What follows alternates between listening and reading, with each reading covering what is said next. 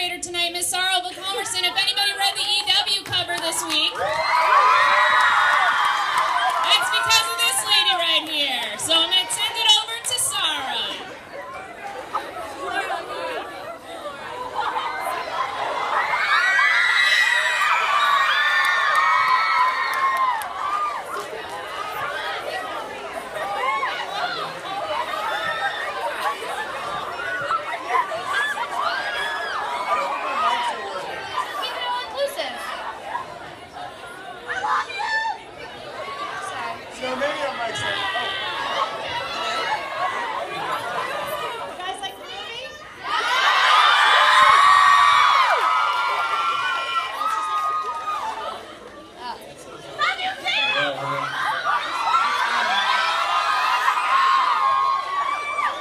Thanks, guy.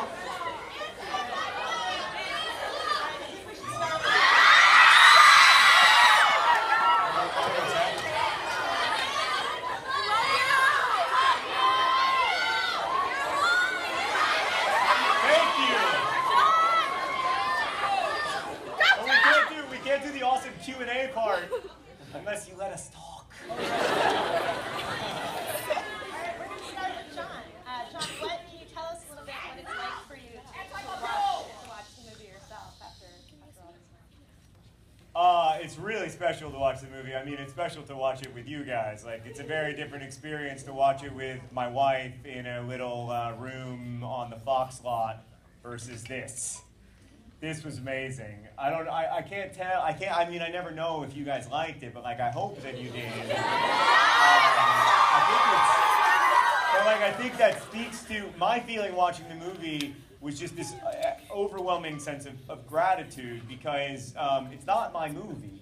Like, I didn't make it. I just was on set being like, woo! Basically, like, yeah, like y'all are. But like, you can have a lot of different experiences in Hollywood as an author, and I've had a few of them, and I have friends who've had a lot more of them, and this one is like almost unprecedented, where the whole time you just feel really grateful because everyone involved in the project is giving them of their extraordinary talent to your little story, and they're making it so much bigger than you could have possibly made it on your own. So watching the movie, I just kept being like, wow, that is great cinematography by Ben Richardson, and like, wow, that is great direction by Josh Boone, and like, wow, these are amazing performances by these astonishingly talented actors, and like, and it just made me, and it just made me so grateful. I guess I left the theater feeling like happier about being a human being, a little sad as well, but happier about like this extraordinary gift of consciousness and the things that we can like build together. And so yeah, it's just been amazing. Josh, you are responsible for this. I wanted to talk about this cast. Can you talk a little bit? Everybody here loves the book, obviously. So how hard was it to find the right actors to play this? It was actually could have been really easy. Is it on? I mean, some of it was Louder. easy and some of it was harder. No. Can you all hear it? Take it off and go like that. This. Can you hear me now? I mean, some people came quickly. Nat had been in my first movie, and I knew I wanted him to be in everything that I made, so I was like, Nat has to be in this. And then, I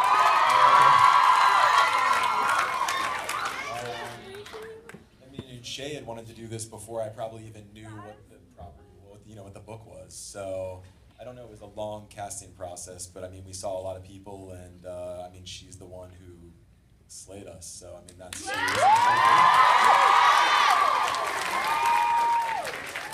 You know, her and some other guys read, and it was just the ones that made us cry and made us feel something. So that's why they're the people. And I mean, Laura Dern has starred in like my favorite movies like Blue Velvet and Wild at Heart and Rambling Rose, movies that most of you can't see yet. And so I met her very early, and it was done. I mean, she was the mom for sure, without any doubt. And Sam, I love from True Blood. And cast. Wonderful cast. And Shailene and Ansel on that, can you talk a little bit about what you did to get ready, sort of both mentally and physically, to play your parts? Ansel, why don't you start?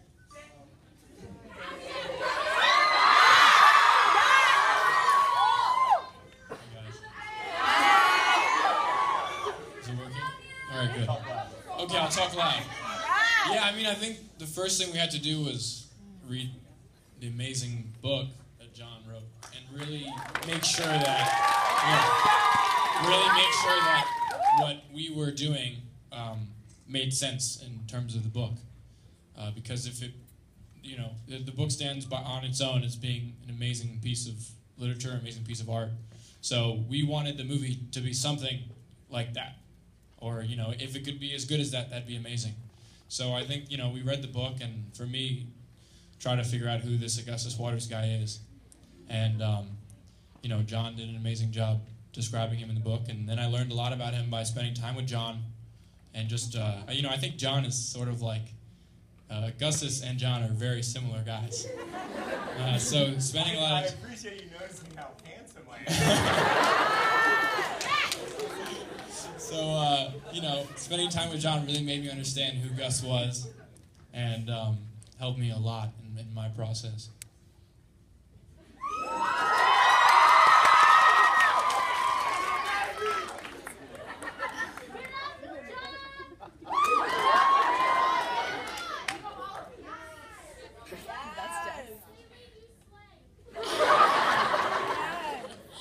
Thanks, dude.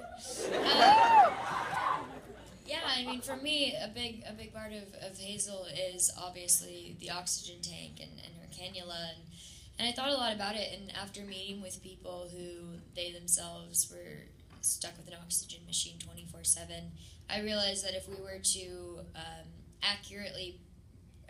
accurately breathe the way Hazel, if she were a real person, would breathe, it wouldn't translate visually to the screen, because we would have just. The movie would be really long. So for me, it was a hard, sort of tricky decision on what scenes to play out and incorporate the breathing into, and what scenes to sort of not forget about it, but not necessarily make it as big of a character as it would be in real life. And then as far as the emotionality goes, I mean, the thing with this script, or this movie, like what Ansel was saying, is the book is so perfect, and the tone is so particular and so unique, which is why I fell in love with it, and I'm sure all of you fell in love with it. There really isn't any author who writes in the way that John Green writes, and I just wanted to bring a character that changed my life when I read her in a book to the screen in a way that paid justice to who she was on those pages. And so yeah, I tried to memorize my lines as authentically as possible and show up and just listen to what was going on around me and react from that. And it's such a lucky situation when you work with such incredible actors, where every single day your only real job is to professionally listen to what they're saying, because they're so good that whatever they do brings out the best in you in a way. So, thanks, guys.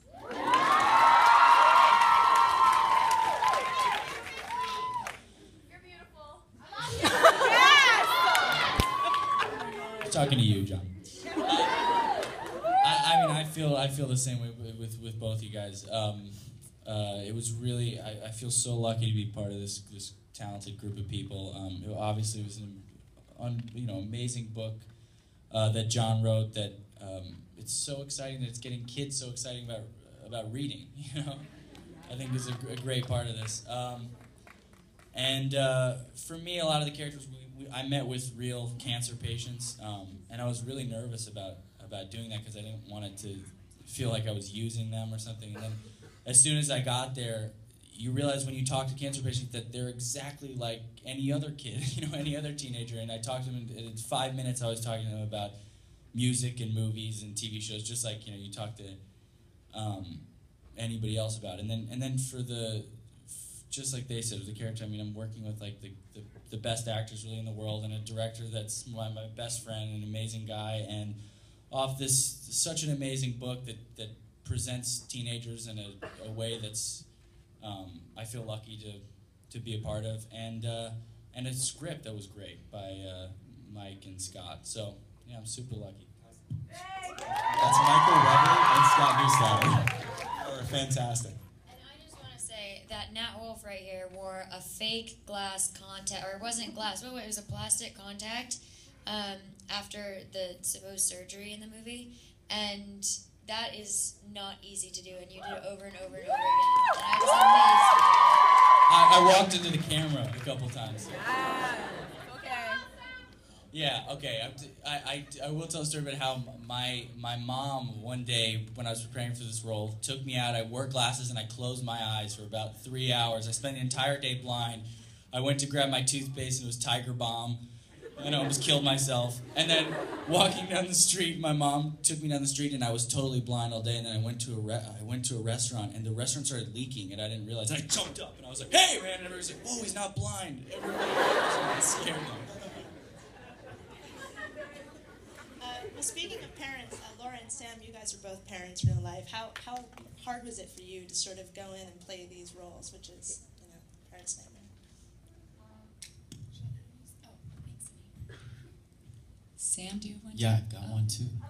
How would you like to start? Yeah. We're going to sing a song for you now.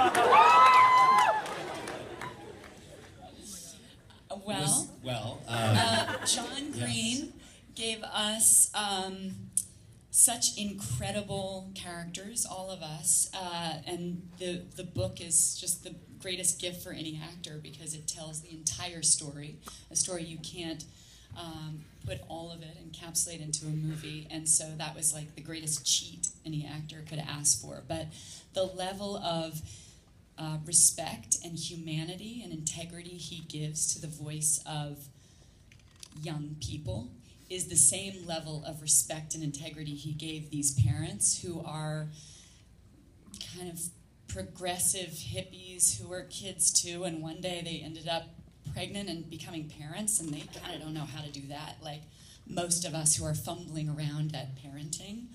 And so I think the relationship between this daughter and these parents is with such mutual respect, and it's a very different kind of relationship than you see in books and movies, but something I think a lot of us share with our parents. So it was really cool, also as a mom, not just an actor, to get to explore that and pay tribute to his incredible book. Yeah. Sam, I mean, we both have ladies kids. and gentlemen. I have like 2 little boys that are 2.5, and I know they're really cute. They're really cute. Oh, they're Winston. Oh, and one of them's name is Gus, which is really Gus.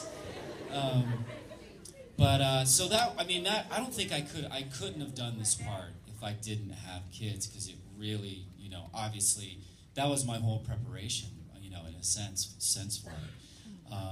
But also, all of us, like when you do a movie, a lot of times you don't really see the rest of the cast that much. You sort of work together and you're not. But all of us, from the second, I know when I got there, they were like, "We're going to be at this restaurant, come meet us." And we all just hung out a lot, and it really informed our relationships. And, with us and Shailene, we really got to know each other well. And all of us, it felt like a family. The whole group feels like a family.